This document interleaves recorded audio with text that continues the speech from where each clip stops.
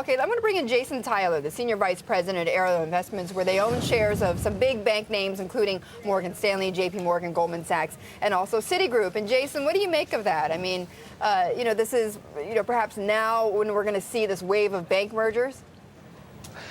Morning, Betty. Morning, Dominic and John.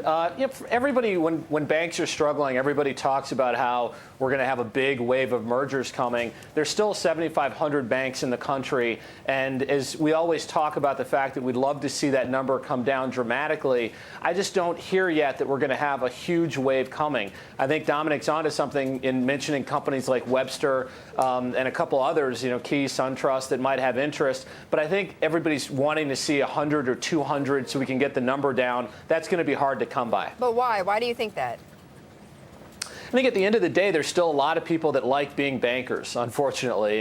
And what's more important than whether or not banks are trading at 1 times book or 2 times book is whether or not, frankly, there's a big disparity between the book values of various banks. And so if you're a bank that's trading at 2 times book value and you can buy one at 1.5, that's great. But if they're all trading at 1 times book value, it's still hard to get a lot of M&A activity done. Hey, Jason, one quick thing here, though. We've talked to a lot of people who maybe liken the banking industry right now to the real estate business. And the reason why is because foreclosures or those short sale type homes are weighing on prices in the market on the real estate side of things. Right now, we've had 344 bank failures since 2009. There are still distressed banks out there. So maybe it's a situation, right, Jason, where they're going to be buying distressed banks on the cheap as opposed to paying premiums for other banks, right? Yeah, that's going to be an important dynamic over the next few years. Frankly, you see a lot of banks like MB Financial and others that have made a really great inroads by doing FDIC-assisted transactions.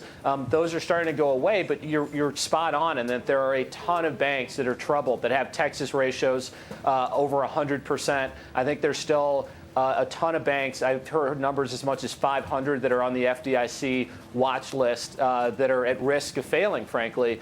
And a lot of those banks are going to want to sell, and they're not going to be very price conscious. If there's appetite for them, then we're going to see them go. What I've heard lately is a lot of banks putting significant amounts of distressed assets on the market, but the next wave could be them saying, we're going to put ourselves on the market as well. And Jason, it's John. What does this mean for the investor? You spend a lot of time on management because with so much uncertainty, the better management team wins the day. We've spoken in the past about Bank of America. Yeah. Since Brian Moynihan took over, that stock has lost about 30% of value. A lot of the stocks that are in the same group have lost a lot of value too. But what does that tell you? Yeah. Well, it tells me that we've talked about it before, John. People aren't seeing the strategy there yet. And even as we are starting to see signs that a lot of the big banks are going to have to raise equity to reach higher Tier 1 requirements, B of A is at the top of the list, or near the top of the list, for banks that are going to have to raise a lot of capital. And people are starting to see that the asset value there isn't as strong as we'd like. Dominic hit on something earlier. Real estate is a huge component of how the asset strength of these banks is going to hold up. And as people still have fears around real estate values declining, banks are going to take a really big hit in this environment. Well, talk about a lack of strategy. I mean, Bank of America possibly selling their stake in China Construction Bank. I mean, talk about poor timing. Yeah, it's tough, but if you're in B of A's shoes and you're going to have to raise another couple percent on an enormous balance sheet in equity, you've got to look across the asset side of your balance sheet and ask yourself, what do we have to sell that we can get fair value for? And unfortunately, that's one of the highest valued assets they have. They can liquidate a portion of it, still have some upside if China does very well, but raise some equity in the context of selling that stake, Betty. Well, Jason, the concern about the China Construction Bank issue there is Bank of America, by many standards, already has enough capital to meet current standards, and they have a number of years to meet those capital requirements. So why would Bank of America take its biggest holding and try to maybe cut it in half in terms of selling their China Construction Bank stake here, Jason? I looked across the balance sheet just as I read the article that Bloomberg put out yesterday. Is a really thoughtful piece, and I was just thinking, if I were in the shoes of the CFO, what are the assets, if I'm looking forward, that I could liquidate?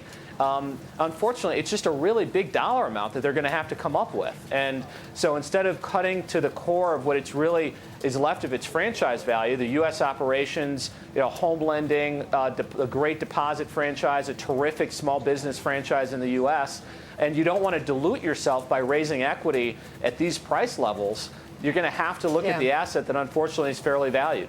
Jason, thank you. Always great to talk with you. Jason Tyler. Thanks. Of Ariel Investments from Chicago.